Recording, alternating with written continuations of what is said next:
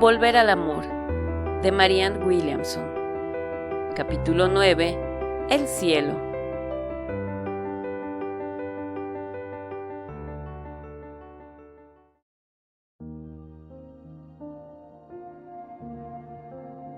El cielo está aquí. No existe ningún otro lugar. El cielo es ahora. No existe ningún otro tiempo. 1. La decisión de ser feliz. El cielo es la alternativa por la que me tengo que decidir. La voluntad de Dios es que seamos felices ahora. Al pedir que se haga su voluntad, damos instrucciones a la mente para que se concentre en la belleza de la vida, en cada una de las razones que tenemos para celebrar en vez de estar de duelo. Generalmente nos imaginamos lo que pensamos que nos haría felices y después tratamos de hacer que suceda. Pero la felicidad no depende de las circunstancias. Hay personas que lo tienen todo para ser felices y no lo son, y otras que sí lo son a pesar de tener auténticos problemas. La clave de la felicidad es la decisión de ser feliz. En los últimos años se ha hablado mucho de reconocer nuestros sentimientos. Es un concepto importante, pero que puede ser usado por el ego para sus propios fines. La mayoría de las veces cuando oímos decir reconoce tus sentimientos, se refieren a los negativos. Sé consciente de tu dolor o de tu rabia o de tu vergüenza. Pero necesitamos tanto apoyo para reconocer nuestros sentimientos positivos como para reconocer los negativos. El ego se resiste a la vivencia de cualquier tipo de emoción auténtica. Necesitamos apoyo y permiso para sentir nuestro amor, nuestra satisfacción y nuestra felicidad. El ego libra una secreta batalla contra la felicidad. Recuerdo que cuando estaba en la universidad, solía pasearme con libros de poesía rusa bajo el brazo, cultivando una actitud sofisticada y cínica que me parecía propia de una persona inteligente. Sentía que aquello indicaba que yo entendía la condición humana, hasta que me di cuenta de que mi cinismo revelaba muy poca comprensión de la condición humana, porque lo más importante de tal condición es que estamos siempre escogiendo. Siempre podemos optar por percibir las cosas de otra manera. Se dice que podemos ver el vaso medio vacío o medio lleno. Podemos concentrarnos en lo que nos va mal en la vida o en lo que nos va bien, y tanto en un caso como en el otro será precisamente de eso de lo que recibamos más. La creación es una extensión del pensamiento. Piensa en la escasez y recibirás escasez. Piensa en la abundancia y recibirás abundancia. Puedo oír las voces que dicen: pero cuando actúo como si todo fuera estupendamente bien, no soy sincero conmigo mismo. Pero el yo negativo no es nuestro yo verdadero, es más bien el impostor. Necesitamos estar en contacto con nuestros sentimientos negativos, pero solo para liberarnos de ellos y sentir el amor que se oculta debajo. No es tan difícil tener sentimientos y pensamientos positivos. El problema es que nos resistimos a ellos porque nos hacen sentir culpables. Para el ego no hay mayor crimen que el de reclamar nuestra herencia natural. Si soy rico, dice el ego, otra gente será pobre. Si tengo éxito, puedo herir los sentimientos de otras personas. ¿Quién soy yo para tenerlo todo? Seré una amenaza y ya no le gustaré nunca a nadie. Estos son algunos de los argumentos que el ego nos mete en la cabeza. El curso nos advierte del peligro de las creencias ocultas. Una creencia oculta que muchos compartimos es que está mal ser demasiado feliz. El dogma religioso del ego no nos ha ayudado. Se ha glorificado el sufrimiento. La gente se ha concentrado más en la crucifixión que en la resurrección. Pero la crucifixión sin la resurrección es un símbolo que no tiene significado. La crucifixión es la pauta de energía del miedo. la manifestación de un corazón cerrado. La resurrección es la inversión de esa pauta que se da cuando dejamos de pensar en el miedo para concentrarnos en el amor. Examina la crucifixión, dice un curso de milagros, pero no te detengas en ella. Bienaventurados los que tienen fe en lo que no pueden ver, dice Jesús. Es fácil tener fe cuando las cosas van bien, pero en la vida hay momentos en que tenemos que volar a ciegas, como un piloto que hace un aterrizaje con mala visibilidad y tiene que confiar en que los instrumentos decidan por él. Y lo mismo pasa con nosotros cuando las cosas no son como nos gustaría que fueran. Sabemos que la vida es un proceso y que siempre avanza hacia un mayor bien. Lo que pasa es que nosotros no podemos verlo. En esos momentos confiamos en que nuestro radar espiritual navegue por nosotros. Confiamos en que haya un final feliz. Por nuestra fe, mediante nuestra confianza, invocamos su señal. La resurrección es una vehemente llamada a seguir avanzando. Representa la decisión de ver la luz en medio de la oscuridad. El Talmud, el libro judío de la sabiduría, dice cómo hay que comportarse en épocas de oscuridad. Durante el tiempo de la noche más oscura, actúa como si ya hubiera llegado la mañana. Dios nos da la respuesta a cada problema en el momento en que se produce. El tiempo, como ya hemos visto, no es más que una idea. Es el reflejo físico de nuestra fe o nuestra falta de fe. Si pensamos que una herida va a necesitar mucho tiempo para sanar, lo necesitará.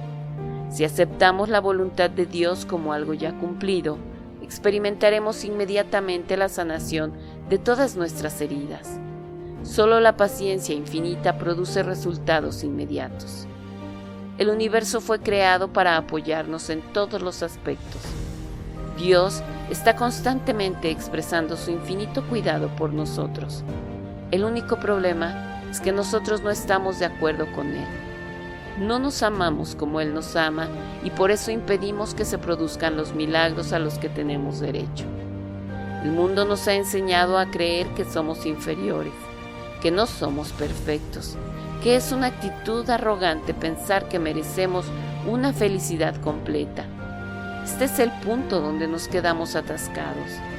Si nos pasa algo, el amor, el éxito, la felicidad, que solo parece adecuado para una persona, que realmente se lo merezca, nuestra mente subconsciente decide que eso no es para nosotros y nos saboteamos las oportunidades de ser felices.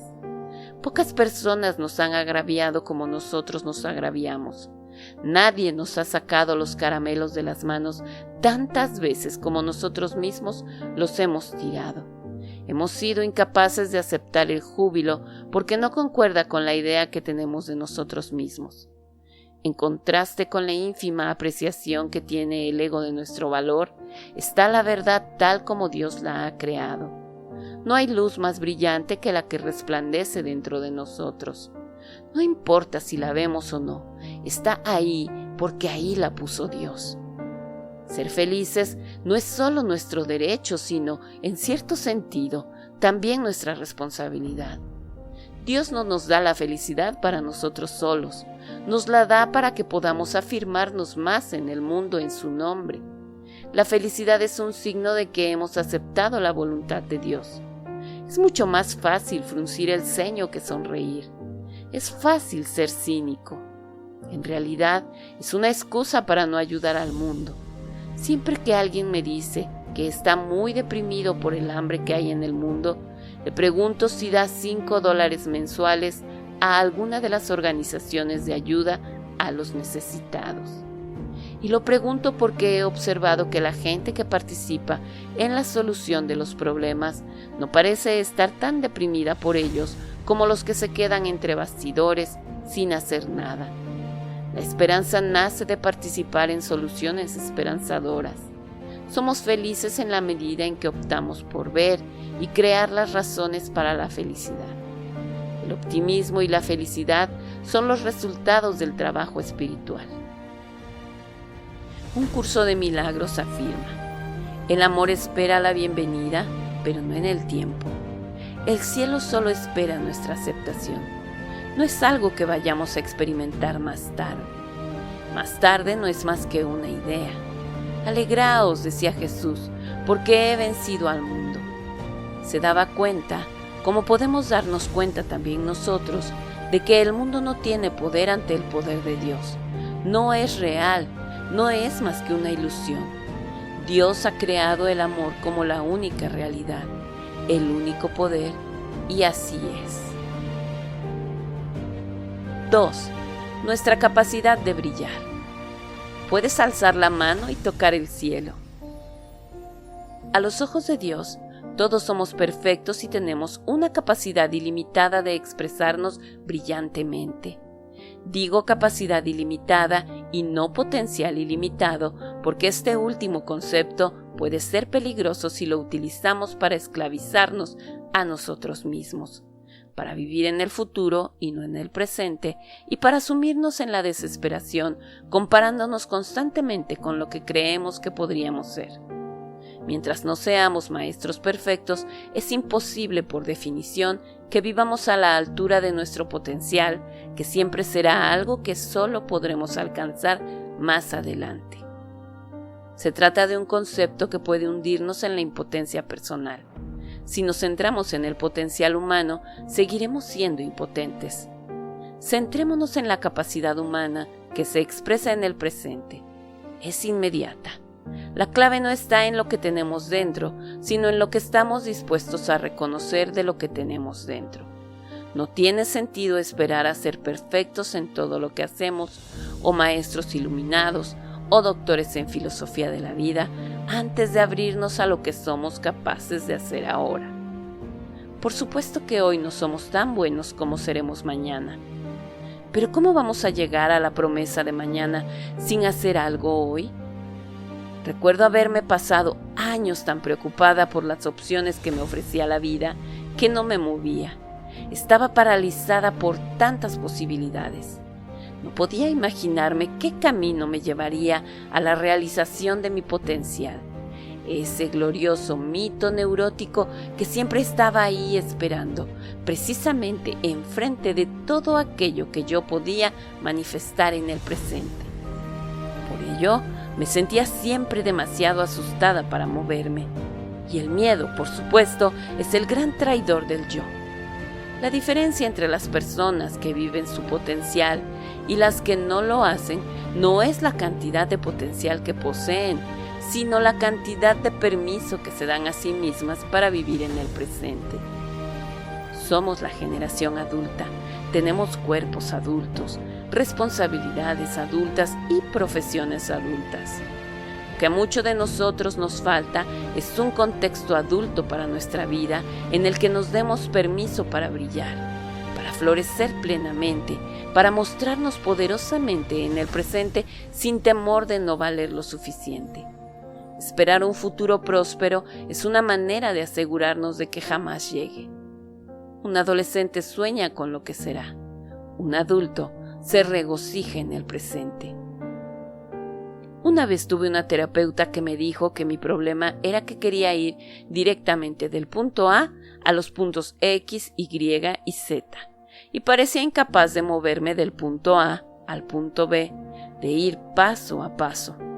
Es mucho más fácil soñar con el punto Z que moverse realmente hasta el punto B.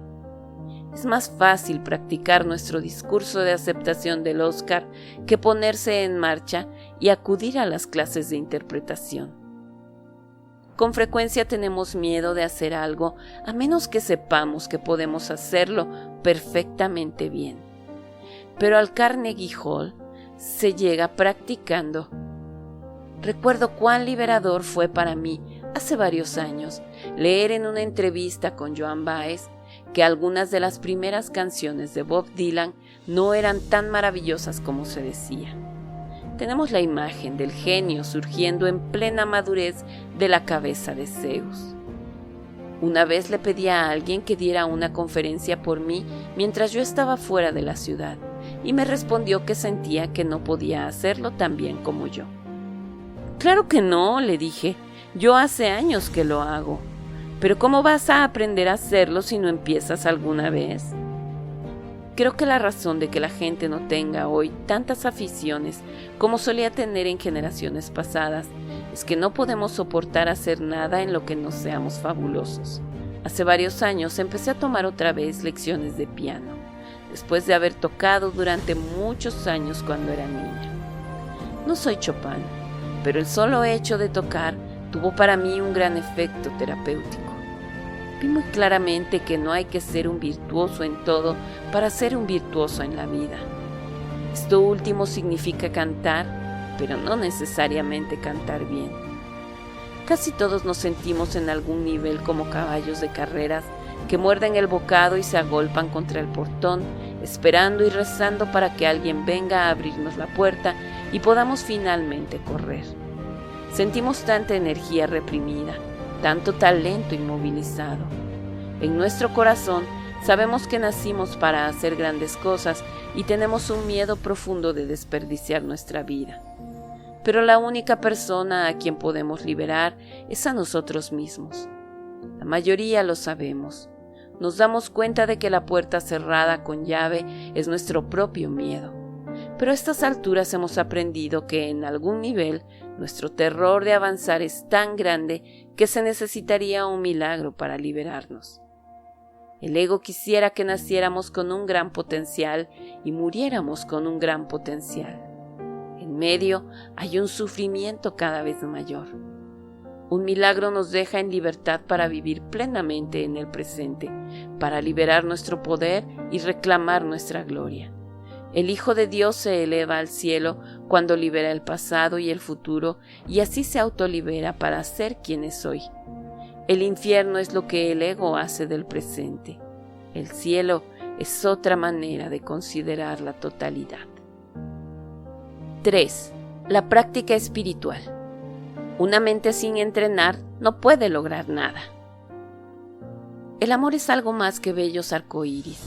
Requiere disciplina y práctica. No es solamente un sentimiento dulce, es un compromiso radical con una manera de ser diferente, una respuesta mental a la vida que está en total desacuerdo con lo que piensa el mundo. El cielo es optar conscientemente por desafiar la voz del ego. Cuanto más tiempo pasamos con el Espíritu Santo, mayor es nuestra capacidad de concentrarnos en el amor.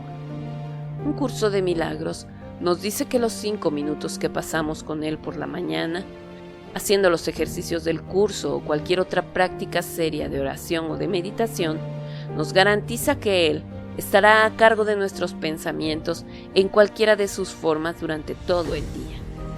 Eso significa que asumimos la responsabilidad de hacer lo que en Alcohólicos Anónimos llaman un contacto consciente con Él. Así como vamos al gimnasio para desarrollar nuestra musculatura física, meditamos y oramos para desarrollar nuestra musculatura mental. El curso dice que logramos tan poco porque tenemos la mente indisciplinada. Instintivamente nos comportamos de forma paranoica o nos erigimos en jueces. Reaccionamos temerosas en vez de amorosas. El curso afirma que somos demasiado tolerantes con las divagaciones de la mente. La meditación disciplina la mente.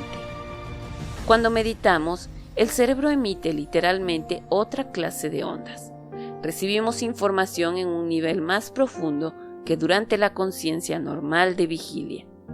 Un curso de milagros dice que lo fundamental son los ejercicios porque nos entrenan mentalmente para pensar según las líneas establecidas en el texto. No es lo que pensamos lo que nos transforma, sino cómo pensamos. Los principios de los milagros se vuelven hábitos mentales en nuestro repertorio para solventar problemas. Crecer espiritualmente no quiere decir volverse metafísicamente más complicado, sino más bien hacerse más simple a medida que esos principios básicos empiezan a impregnar cada vez más profundamente nuestra manera de pensar. La meditación es un tiempo pasado con Dios en silencio y quietud a la escucha. Es el tiempo durante el cual el Espíritu Santo puede entrar en nuestra mente y realizar su divina alquimia. A causa de ello, no solo cambia lo que hacemos, sino también quiénes somos. El libro de ejercicios de Un Curso de Milagros, un conjunto de ejercicios psicológicos para 365 días, nos proporciona un plan muy específico para abandonar una manera de pensar basada en el miedo y aceptar en su lugar otra basada en el amor. Cada día se nos da un pensamiento para que nos concentremos en él, con los ojos cerrados durante un tiempo determinado. En la introducción se nos dice que aunque no nos gusten los ejercicios y hasta incluso si sentimos hostilidad hacia ellos, aún así debemos hacerlo. Nuestra actitud no influye en absoluto en su eficacia. Si estoy levantando pesas en el gimnasio, en realidad no importa que la experiencia me encante o me harte. Lo único que afecta a mi cuerpo es si levanto o no las pesas, y lo mismo pasa con la meditación. Los efectos de la meditación, al igual que los ejercicios físicos, son acumulativos. Cuando ejercitamos los músculos en el gimnasio durante 1 hora, al final de esa hora no podemos apreciar cambio alguno en el cuerpo. Pero si vamos al gimnasio 30 días seguidos, entonces sí que podremos apreciar el cambio. Lo mismo ocurre con la meditación. A veces el cambio no lo vemos tanto nosotros como los demás. Quizá ni siquiera nos demos cuenta de cómo influye en nuestro entorno y en las personas que nos rodean la calidad de nuestra energía y las emanaciones invisibles de nuestra mente. Pero los demás lo perciben y reaccionan de acuerdo con ello. La práctica espiritual constituye la base del desarrollo del poder personal. Las personas espiritualmente poderosas no son necesariamente gente que haga mucho. Son más bien personas a cuyo alrededor se hacen cosas. Gandhi consiguió que los ingleses se fueran de la India y no era un hombre que se moviera mucho. A su alrededor se arremolinaban poderosas fuerzas. El presidente Kennedy es otro ejemplo de ellos. Legislativamente, obtuvo más bien poco, pero movilizó dentro de otros fuerzas invisibles que alteraron la conciencia de por lo menos una generación de norteamericanos. Cuando nos encontramos en el nivel supremo de nuestro ser, no es necesario que hagamos nada. Estamos en paz mientras el poder de Dios actúa a través de nosotros. La meditación es una relajación profunda. En ella, la voz frenética del ego y sus vanas invenciones se consumen. Todos tenemos dentro un receptor de radio en comunicación directa con la voz de Dios. El problema es que hay muchas interferencias que desaparecen en los momentos de tranquilidad que pasamos con Dios. Entonces aprendemos a oír su voz. En el cielo es la única voz que oímos y por eso allí somos tan felices.